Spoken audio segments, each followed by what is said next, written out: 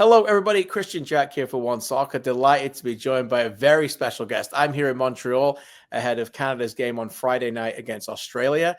And joining me from Sydney, Australia, former Australian international and English Premier League legend and Aston Villa legend, which is very special to my heart, Mark Bosnich. Thank you for joining me, Bozza. Oh, absolute pleasure, Christian, and thank you for having me on. Hello to everybody in Canada. It's been a long time since I've been there.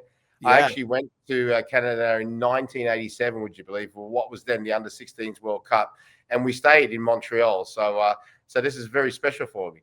Hey, it's very special for us to have you on, and maybe in the draw in December, you might get drawn some games in Canada for Australia at the World Cup as well. So, fingers crossed. Yeah, that'd be great. I want to ask you about Australia. Obviously, you've had a good run as well.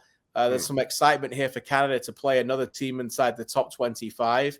For Canadians getting ready to watch on Friday, what should they expect? What's the mood in the camp? What's the feeling in Australia around the team? Well, the feeling around Australia with the team is exceptional. Tony Popovich has come in after the team had a very, very shaky start and basically has gone undefeated. He went undefeated through the rest of the qualification period after he came in after 2 games. I think that was 8 games.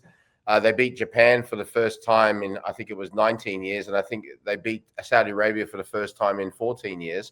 And they've carried that form over to the friendlies as well, which sometimes is a very rare thing. So there's a lot of optimism. There's a lot of hope here.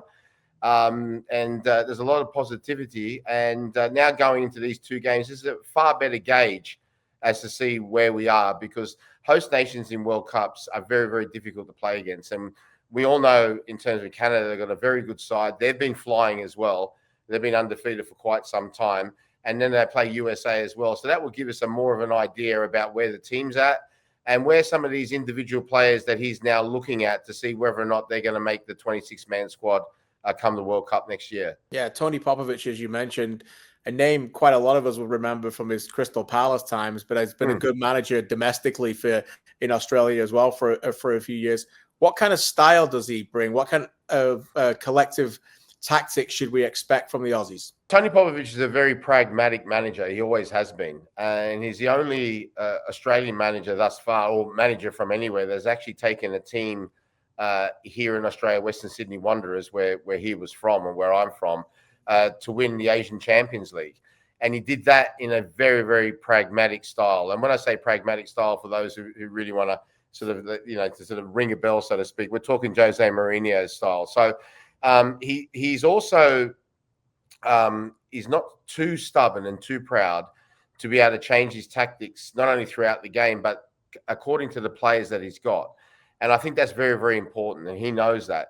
But generally, the stock and trade is basically that they defend very, very well, very, very coordinated, very, very deep, and they will hit you on the break. And that's how he's had a success in his managerial career. That's how he had success with Australia now since he took over Graham Arnold. And like I said, has remained undefeated and broken some of those records. And that's how I believe that he will go about things. Don't be surprised, but like I said, if during the game or depending on the circumstance, he might try something different. But the stock number 1 fallback option is that.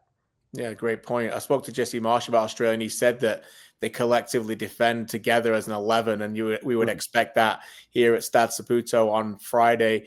Looking at the squad, there's some familiar names that we would know. Matt Ryan, obviously a player, goalkeeper that we know well. I'm interested, as a former goalkeeper yourself, what do you think of Matt as his evolution as being a leader for Australia and overall as a goalkeeper? Well, overall as a goalkeeper, I mean, he's played the record amount of World Cups of any goalkeeper, which is superb. He's fast approaching the record of the number of caps of any player in the history. He's been a journeyman in terms of his footballing career. He's played in Spain, he's played in Belgium, he's played in France, he's played in England, he's played in Italy. I mean, the list goes on and on and on. So he's got a wonderful amount of experience. And I always remember him as a young boy. He came through a club called Central Coast. And I always remember him making his debut here in Sydney. And you could see then that he was something a little bit special. He's fantastic with his feet.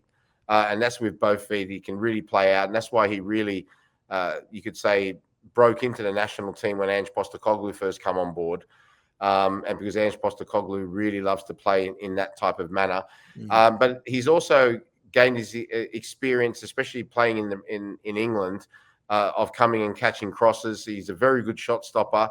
So you've got pretty much the lot, and that sort of explains the reason why he survived for so long in a turbulent, you could say, period of football around the world in terms of how coaches view their goalkeepers and how they want to play. He's managed to pretty much satisfy all the managers that he's played under. And it's still going to be very interesting to see. He's just made the move because Tony Popovich has told all the players that he wants them playing. He doesn't care where or doesn't care who for, but he wants them playing if they are to be selected in the squad. So he's just made the move to Spain, where he had been before at Valencia. Now he's at Levante. And evidently he's been playing well for Levante. So he's shown basically throughout his career that the most important thing for him is playing for Australia. He's moved from club to club, probably to his own sort of club career's detriment, just to make sure that he can play for Australia. Yeah, big name, no doubt, that we'd be familiar with here. Bozza, who else on the squad should Canadians know about? Like, who keeps an eye out? Who are obviously some of the big ones, but who, as yourself, as an analyst, who do you like on this team? Well, Nestor Irankunda, he's been in irresistible form for Watford. He was signed by Bayern Munich a couple of seasons ago, and he's gone to Watford now. And if anyone wants to go on Watford's clips on this season, they play in the Championship in England. He scored, I think it was 3 cracking free kicks 3 weeks running. That's one to definitely look out for. The other one is Mo Toure as well. Exceptional young player. Remember him coming up through the system here in Australia. And he's definitely one to look out for. And we've spoken about Matt Ryan as well. I don't want to bore you with all the details about everyone else, but Mo Toure, who will play up front if he does start, and Nestor Irankunda are definitely 2 players to look out for. The game kicks off here on Friday, live on One Soccer and TSN at 7:30 local time for us in Canada. It will be, I think, Saturday morning for you, Boss. Yeah, great time for us. 10:30 in the morning. I was going to ask about that. Some breakfast footy. How's Australia looking forward to that? Very much so. Look, listen, the majority of football that we get down here, and the company I work for, Channel 9 and Stan, have just acquired the Premier League rights as well and the FA Cup.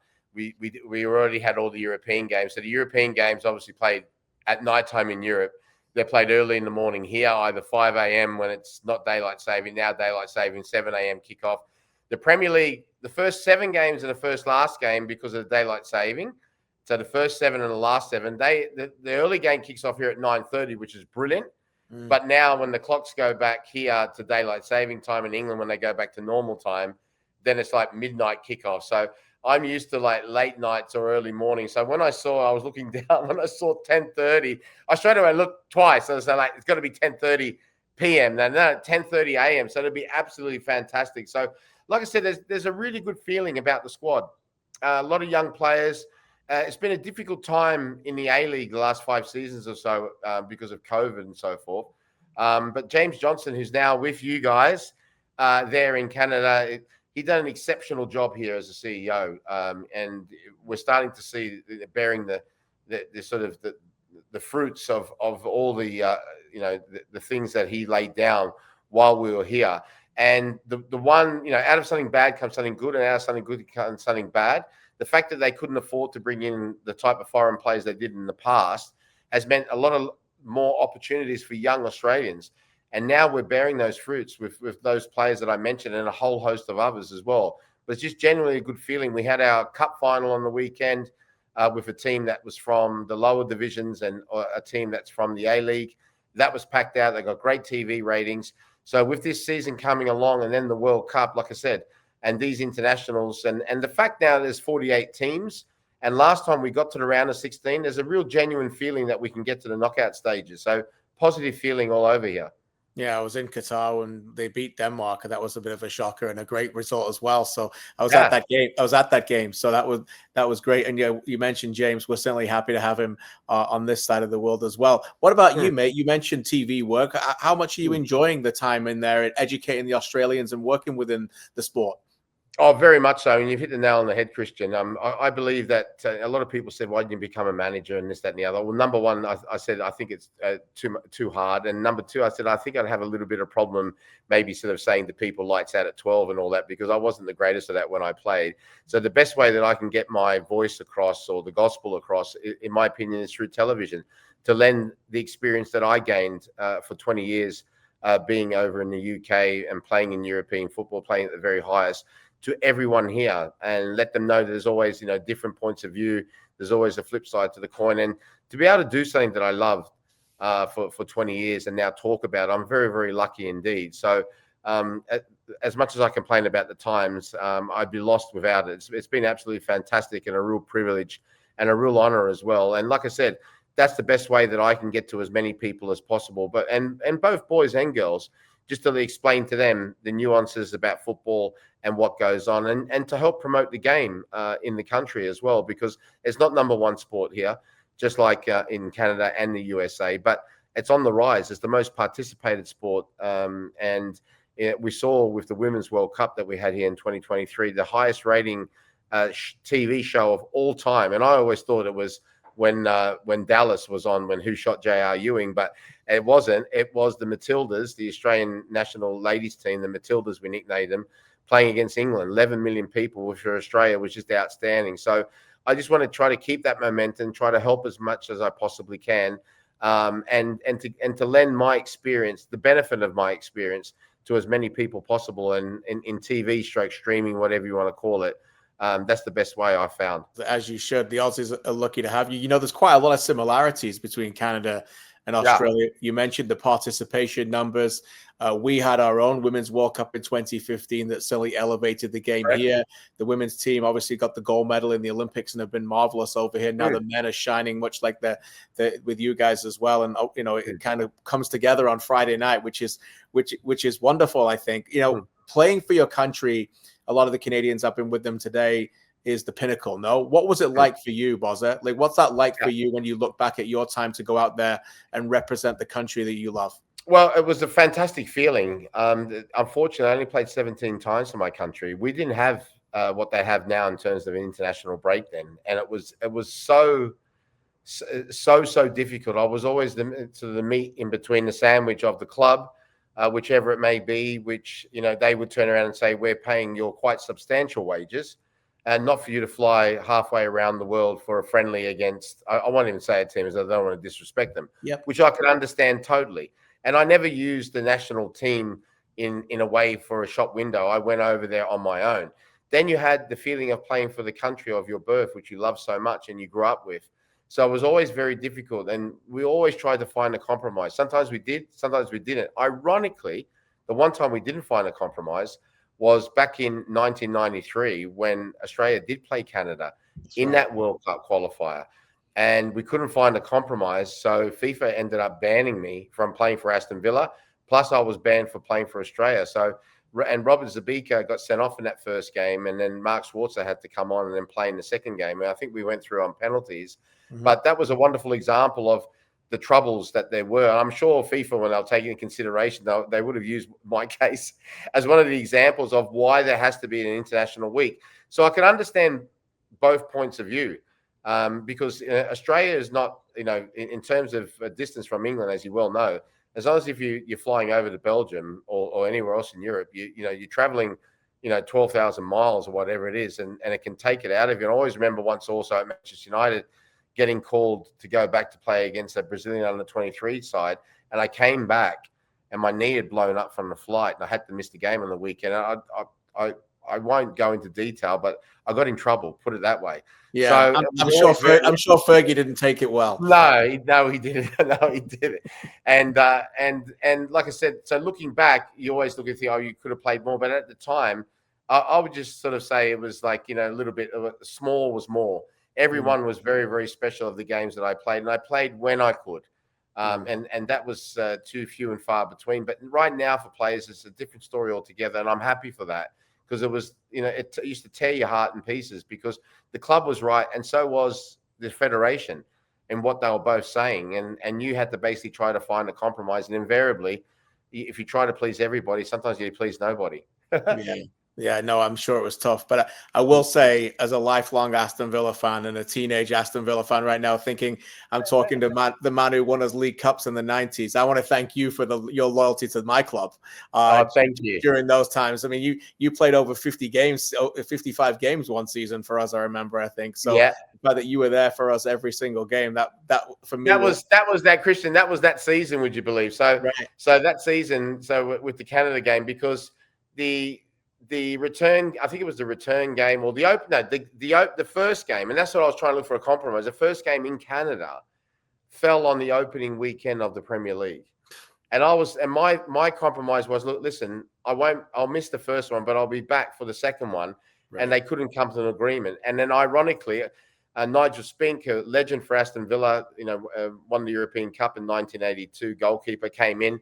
He played really well. So then I was out the Villa team. I only come in after he got injured. But that season was the one that we won the League Cup. And that was the first major trophy in like 12 years. So that was an absolutely fantastic feeling. Yeah, great feeling. I was in the stand. I'll never forget that feeling. So thank you for Good that. Old Wembley. Yeah, exactly. Good old Wembley, and stop Manchester United getting the treble as well that year as they played in the green and yellow kit that they had. And Christian, before we go, I'd like to ask you some questions. There's obviously specifically for the Australian viewers, but also for viewers around the world, because after the draw, everybody will know who's playing who, and you could be playing against Canada. We obviously know about Alphonse Davies. We know about Jonathan David, two fantastic players. You've got some players playing at some big clubs, around Europe as well. And we'd like to know as well about Jesse Marsch. We've seen him obviously in the Premier League. And so could you give us a bit of a rundown of that, and also finish off with what you think are realistic targets for Canada in the World Cup? Yeah, appreciate it. Look, they're in a really good state of mind right now. We were in Europe with them a couple of weeks ago, or the last international window, beat Wales 1-0 and beat Romania 3-0. They beat Ukraine 4-2 in the summer. It's the first time ever they've beaten 3 European teams in a row. They're almost in the top 25 in world rankings, so that speaks a lot to where they're getting at too. You mentioned it. There's got a lot of players in big clubs. We've got Tejan Buchanan and Taniolo Ashei both playing and scoring for Villarreal in La Liga right now. Stefan Eustáquio is a big midfielder who plays for Porto. He's very big in terms of his importance for Canada, the way that they play. They've lost Moise Bombito from Nice. He just hurt his knee, so he's out for about 4 months, which is a big blow. Very athletic defender. But what Canada have is a real intensity. Jesse Marsch, you probably know this from the time at his club games, Bozza, that they press and they've got a lot of pace, and they play at a very, very high level. And when you have the ball, you must be expected to feel that intensity. And even when they bring Davies back, Jonathan David is a great player, for obviously now gone to Juventus and scores a lot of goals in different ways. You can actually check out my interview with him on One Soccer, where he just breaks down some of his best goals. You alluded to Jesse. He's really united the team. They're really playing for him at the moment. He's a big leader, and he's loving the international game. His first time as an international manager. And as we get to the World Cup, they know they're going to be seeded as a host team in the World Cup, which is important. This is a country that's only been to 2 World Cups, never won a game in a World Cup, and now know they're going to be playing 3 home games, 1 in Toronto, 2 in Vancouver next summer. And they expect to get out of that group. And many people think that they can win it, depending on their opponents. So it's a big ask, considering that they've never done it before. But if they were able to win their group, then last 32 knockout game is also in Vancouver. If they don't win the group, then they have to go to the US. So that's a big carrot dangling in front of them to continue to play at home throughout the World Cup as long as possible. So, look, they really believe in themselves to make it quite far in the World Cup, and there's genuine excitement here. Be a full house here in Montreal, and then we go to New Jersey next Tuesday, the 14th, to play Colombia, which will be an epic game as well. So it's exciting times here in the country. Well, that's absolutely brilliant. I can tell you what, my second team has just become Canada. Welcome. We're happy. Happy to have you. Really look forward to that, and we'll be cheering. So, but thank you so much, Christian. I really appreciate it. And anytime you want me to come on, it'll be an absolute honor and a privilege, like I said. Yeah, likewise, my friend. Thank you so much. All the best. Enjoy that breakfast on Saturday when you're watching the game. We will. That'd be brilliant. Cheers, Bozza. Cheers, mate. Excellent. Stay in touch.